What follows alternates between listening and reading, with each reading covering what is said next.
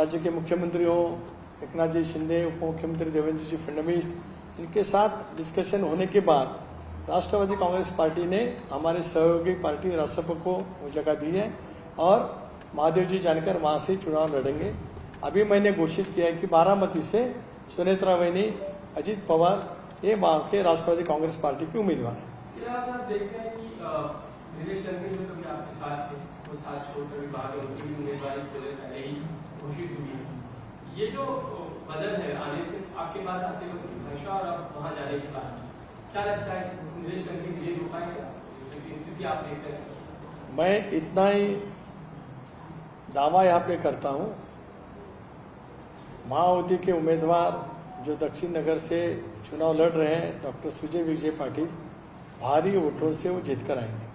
राष्ट्रवादी Congress party पूरी तरह से ताकत उनको जिताने के लिए वहां लगाएंगे।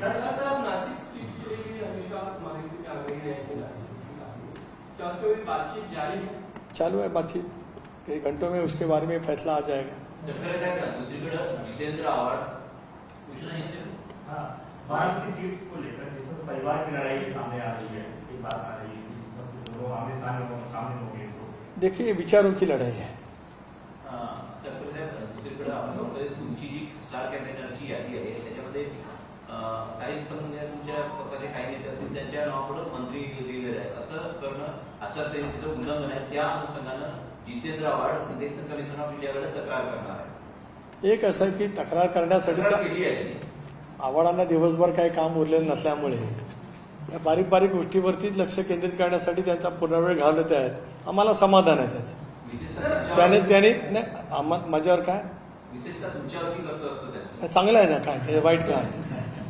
आम्हाला आनंद आहे त्या बाबतीमध्ये। एक स्वतःला फार मोठी समजणारी व्यक्ती एका विशिष्ट याच्यावरतीच लक्ष केंद्रित करू नये, त्यामुळे किती काम त्यांना मोठं आहे समजू शकता। त्यांच्या जबाबदारीचं स्वागत।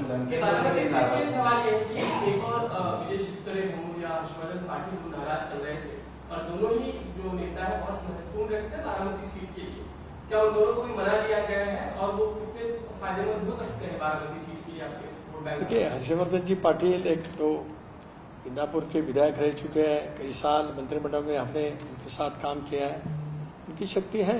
विजय शिवतारे जी भी मंत्रिमंडल में शामिल थे, वो भी 2